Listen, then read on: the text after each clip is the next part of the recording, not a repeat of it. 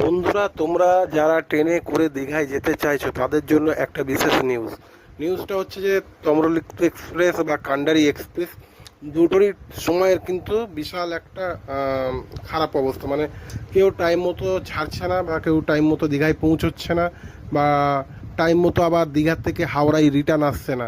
মানে সমস্ত টাইমটা একটু 19-20 হয়ে রয়েছে। তা তোমরা যখন বাড়ির থেকে বেরোবে অবশ্যই মানে ট্রেন নাম্বার দিয়ে ওয়েবসাইটে সার্চ করে দেখে নেবে ট্রেন রানিং স্ট্যাটাস, ওটা দেখে নেবে।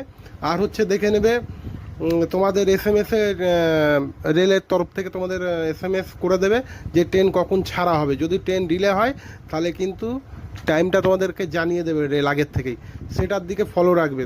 যদি ফলো না করো তাহলে কিন্তু তোমাদের সময়ের অনেকটা হেরফের হয়ে যাবে, যেটা আমার ক্ষেত্রে হয়েছিল। আমি গেছিলাম 19/8/2024।